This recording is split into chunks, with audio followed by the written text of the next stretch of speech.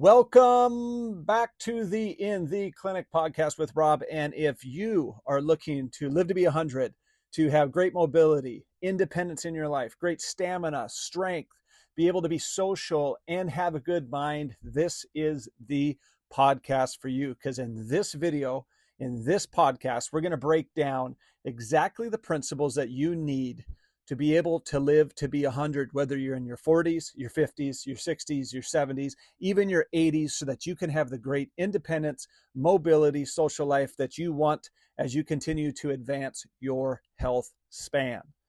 So let's get started today. This topic really dovetails on our last podcast that we had related to health span. And here we discussed how health span is truly what people want in their lives. It's not just good enough to live a long time, because those last years could be some of your worst years, where your independence is shot, your mind is shot, your mobility is shot, your social life is non-existent, and it makes living life unenjoyable. So what we are really talking about, and we're going to lay out the principles today on how to improve your health span. So this is a topic that I've been discussing in the clinic often. I mentioned on our last podcast that I'm doing a lot of wellness discovery visits in which we break down people's health. And we're trying to advance in medicine 3.0, which is we're trying to prevent the diseases from occurring from the first place. Then you don't need surgeries. You don't need prescription medicines. You don't need all of these interventions. What you need is principled ability to lay out your life so that you can take care of your own health, disease status related to chronic diseases. So today we're going to take a step further. I'm going to break down exactly what you need to be doing to improve your overall health span related to one key variable. And one of the key variables is muscle. So muscle is the most important metric and attribute for longevity or health span. Muscle is number one above everything else. They've looked at measuring muscle itself, and the individuals that have the most muscle have the longest lifespan. But they even took a snapshot of grip strength. They did studies where they only measured grip strength, and then they determined and watched in these studies how long people lived. And the individuals that had the greatest grip strength had the longest life. And we're really talking about health span. And what does grip strength have to do with longevity? It sounds like I just need to go in the gym and make my wrist and my grip stronger. But that's not the case. What we're really talking about is how grip strength is just a small measurement of your overall strength. Because ideally, if you're in the world and you're pushing, you're pulling, you're carrying, you're lifting, you're doing things in your life, you're going to be using your hands to manipulate your environment. So what does that mean? That means that you're going to be improving your grip strength as a function of your overall body strength. Because if you can pick things up off the ground, you're going to use your hands. If it gets really, really heavy to have to lift, you're going to have a stronger grip. So grip strength is just a function of your overall muscle mass. Now, they even took a step further, and they said it's not always conducive to just measure grip strength, because not everybody has a grip dynamometer. But what about just hanging from a bar? What if we had individuals hang from a pull-up bar or a chin-up bar, a bar at the playground, one in the gym? Let's just hang from the bar, and let's see how long people can hold, because that's in a way a function of grip strength, but also body mass. Two correlations to longevity. So they went ahead and measured, and they found a very strong correlation, which is the longer people can hang, the greater longevity they have. Again, this correlates with the grip strength that we talked about. But now we're adding body weight. So now individuals that can hang the longest on the bar have the greatest longevity in their lives. That's significant. Again, that's a test you could do right now. So with that overall, what you can find is that by measuring your grip strength, it gives you an indicator of where you're at with your muscle. And Gabrielle Lyon did a great book called Forever Strong. She talks about how muscle is the longevity organ. And muscle has a ton of great benefits. Part of it is it helps control your glucose levels. The muscle cell is the one cell in the body that doesn't require insulin to bring blood glucose into the cell. That's powerful. That's extremely powerful, because then what? People can help control their blood sugar levels solely through improving muscle mass, through exercise, through strength training. That's powerful. And we know that because type 1 diabetics that are taking insulin all the time from a pump or an injection, they have to modify their dose based on if they are going to be exercising. So muscle overall is the longevity organ, and it's going to help you improve your overall health span if you can improve your muscle mass. But also think about what building muscle does for bone. You can't develop an increase in muscle without increasing the tendon of the muscle. As you improve the muscle and you pull and pull and pull, as you pull on that muscle, that generates more myofilaments that turn to muscle fibers, that turn to a bigger muscle, a hypertrophy or an increase in size of the muscle. As that gets stronger, it's also going to create the same type of hypertrophy or more tendon building. Your tendons have to get stronger. It's going to lay down new collagen for the tendons themselves. They're going to have to get stronger. Otherwise, they rupture. So the key for us is we need to be able to use that muscle to pull on the tendon to make both of them stronger, because what does that mean? That means we're going to have stronger bones. The more that you can lift, the more that you can carry, the more that you can pull is going to require demand, not just on the muscle, just not on the connective tissue, the tendon, but it will also require the bone to get stronger. You're going to have to use Wolff's principle, the stress strain curve, that the more strain that you put on the muscle, the tendon, the tissue, the bone, it's going to require demand to meet that. So the bone's going to lay down more bone, more dense bone. So what does that mean? What I'm essentially telling you is that knowing that muscle is the longevity organ has absolute face validity, because we can see it. When I ask people, do you want to live to be 100? And they're like, I don't know. Yeah, maybe. Yeah. And I go, why are you hesitating? Why wouldn't you want to live to be 100? Like, well, geez, I don't want to be dependent and have people have to take care of me. And I want my mind to be good. And I want, my mobility shot. And I'll probably be in a lot of pain. And it's just, I don't want to be decrepit. So people have already made the association that the older you get, the more decrepit you get. But it doesn't have to be that way. It doesn't have to be that way, because we know that the more muscle that we preserve, the better our lives are going to be. So it has face validity that when we look at an individual that we talk about decrepit, or they have balance issues, or they have poor mobility, they can't walk across the room, they need help getting up out of their bed, they need help rolling over. We always see it every time, barring a neurological issue, we see it every time that they have poor muscle.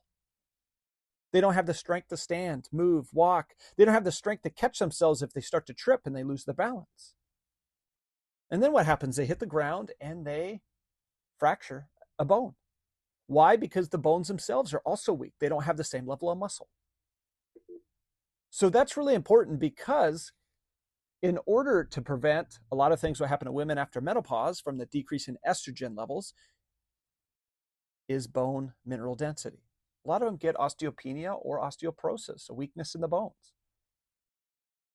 So we can see that there's face validity that muscle itself is the greatest determining factor of longevity. We can see that. We can see it. It's written all over everything. So with Medicine 3.0, our goal is what? Our goal is to know what certain disease states characteristics are, what the signs and symptoms are, and then move before that and say, well, what truth needs to happen to prevent that from occurring? What truth needs to happen to improve longevity? Well, one truth is we have to preserve as much muscle as we can. Well, if that's the truth, then why do so many people, as they age from 50, 60, 70, 80, have a decrease in muscle mass? Is it solely because they're less active? No. You have certain conditions that are working against you. And those conditions are related to the natural biology of the body. So for women, they go through menopause and now their hormones change and they're getting a great decrease in estrogen. You look at men, after the age of 45, they start having a drop off of testosterone. By 55, it's dramatically dropping off. So for both men and women, it's very important that we maintain our hormonal levels just to help keep our muscle mass on us. So what does that mean? Well, how do we preserve our muscle mass? Because it's much better to preserve it and maintain it than it is to try and build it when you're in your 70s or 80s. So how do we do it? Well, one, you need to start early. At least from 40 on, you need to be doing a consistent strength training program. Why? Because a consistent strength training program will build muscle, and that muscle itself will boost testosterone levels in males. It will create greater bone density in females. And the degradation of testosterone over time slows. Your testosterone levels will go down even if you consistently strength train, but it won't be at such a rapid decline. So when you're in your 70s, 80s, and possibly even your 90s, you still have good bone mineral density and you have good muscle mass. Because each year, your muscle mass percentage will drop off anywhere from 5 to 14% over and over and over. And if you don't get into a strength training program to help build your muscle mass, you're at a loss for time. It's going to keep decreasing and decreasing and decreasing. And then at some point you're going to go, geez, I really need to get on this. I need to get moving. And at that point, it's a challenge. I won't say it's too late, but I will say it's a real challenge to try and build muscle. And anybody who wants to argue with me, you can just say, well, who has a better chance of building muscle, a 20-year-old or a 70-year-old? We know who's going to win that argument. Because you can build muscle in your 70s and 80s. It's just a lot harder. You have a lot of factors against you, from something as simple as your stomach acid not breaking down and absorbing proteins as easy as it did in your 20s, to not having the same level of testosterone. For women, not having the same surge of estrogen. So you have factors against you in this. The quicker you can start and be consistent with a strength training program and actually build muscle will give you the greatest chance to preserve it, which means your longevity increases and your health span increases. So let's walk you through 3 ways. These are Rob's top 3 tips that if you're listening to this right now and you could say, man, I need to get on it. Where do I start? I don't know what to do, where to start. Well, there's 3 ways that I would start to help building muscle in a specific way to improve your longevity. And the first one is pulling exercises. The exercises I would do are ones consisting of pulling, because that correlates to life. I would pull a sled. I would pull from a pulley on a weighted pulley. I would even drag a weight that's tied to a rope. I would focus on different type of rows that allow me to pull. I would focus on pull-ups, because a lot of the pulling is going to require core strength, leg strength, and upper back strength, and it correlates to what? How we live life. We pull, constantly pull. So I would focus in my strength training on pulling exercises. That's number one. Now pushing is really good as well. You're still going to get core, you're going to get those, but pulling really correlates to what we do in life. Number 2, I would focus on improving my overall grip strength.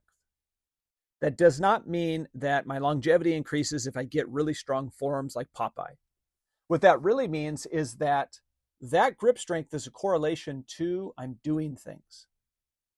So if you take something like a farmer's carry, if you could walk with weight, that's huge. How long can you walk with half your body weight? How long can you carry a quarter of your body weight in each hand, so that's half your body weight, and walk? because we do that all the time in life. That's a weight-bearing activity that requires grip strength. And if your grip strength isn't strong enough, then it's going to correlate to what? You're going to set the weight down, which means what? You're not going to tax your other muscles as much, which means your muscles will get actually weaker compared to your grip strength. So it's important that we improve our grip strength through functional training. A farmer's carry is perfect. Even using a trap bar and putting weight on that, that's another great way to do walking farmer carry. All right, the third one. And this one I need to go into a little explanation on. The third way that I would help people improve with their longevity and building muscle is through eccentric strength training. So what is eccentric strength training? So there's two forms of making the muscle work. One is concentric, one is eccentric. One makes the muscle shorten as you strengthen it. The other elongates the muscle as you're strengthening it. Some people call eccentric the negative of a movement, and some people call the concentric the positive. So I'll give you an example of just a bicep curl. So if I have a weight in my hand and I bend from the elbow and I pull the weight up towards my shoulder as I bend that elbow, I'm going to curl and flex my bicep. On the way up of that movement, that's considered the concentric movement because the muscle is shortening overall. But if I turned around and said, I'm going to slowly lower this weight and I'm going to lower it, and it's going to take me 30 seconds to lower it, that now is working the muscle with the weight as resistance, and it's elongating the muscle. So the muscle is getting longer as it contracts. That's an eccentric movement. Now, when we talk about eccentric movements to concentric movements are how we live our life. We live our life constantly with eccentric movements. Well, how do we know? Well, what do we do when we walk downhill? We're elongating the muscle as we slow our body down. What do we do when we step down from something? It takes much more control to have an eccentric movement. When we step up a step, we use our hands, there's stability there. If we can't make it, we come back down. In eccentric movement, we have to control it or else we fall on our face. So think about how eccentric movements correlate to falling as we get older. If we don't have eccentric strength, particularly to our legs, it's going to lead to more falls. So we should train ourselves to strengthen the lower body in eccentric movements. So think about this. Think about doing a step down where it took you 10 seconds to slowly step down to the floor. And you did your reps that way. You might even add weight to it. Okay, well, what about wearing a backpack with weights in it? Put 20, 30 pounds in a backpack, and now you're going to walk downhill. Eccentric, controlling your body weight. You might do the same going downstairs, the weighted backpack on.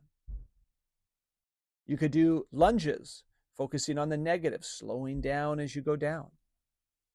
You could do reverse lunges, same thing, focusing on the negatives, slowing that and controlling that movement.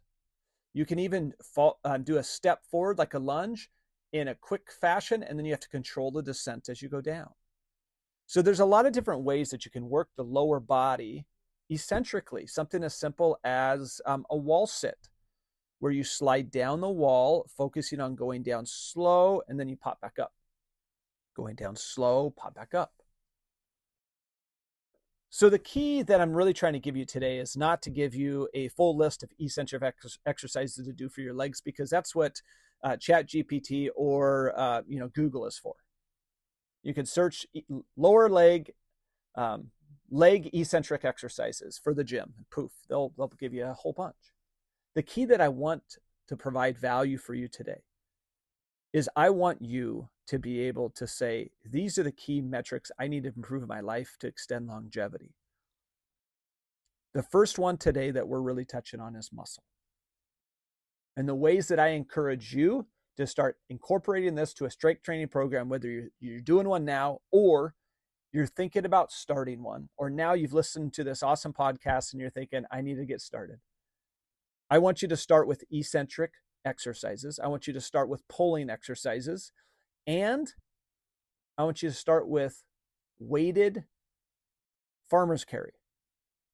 Those are the top 3. Eccentric strength training exercises for the lower legs, pulling exercises in the gym, and farmer's carry, weighted farmer's carry. If you can start improving those, you're certainly going to improve your longevity, which ultimately improves your health span so you can have a longer, more fulfilled, better quality of life, so you're more social and independent. So overall, this is really what I'm looking for you to grasp for today. Improve your health span, improve your muscle, and then do it in certain ways that correlate to how we actually use the body. So today, I hope you got a ton of value out of this. I hope you could take those top 3, start applying them to the gym. If you're an individual that's first time listening to this and you're thinking, man, that really helped me out, I love the value, feel free to click the link below that talks about our 4% Club. This is a school community that we created with all of our best members that I give my top tips, I give our best information in a community just like you so that you can get the best information and actually apply it to your life. It's not good enough to just give you information. We need to give you information for people just like you on how to actually apply it to your life. Plus, you'll be able to chat with me. You'll be able to get other videos that I provide. It's a great way to improve your knowledge and actually apply it to your life. So if you're interested in that, click the link below. Other than that, thank you for watching today. If you watch to the end, you're my kind of person, and I'll see you next time.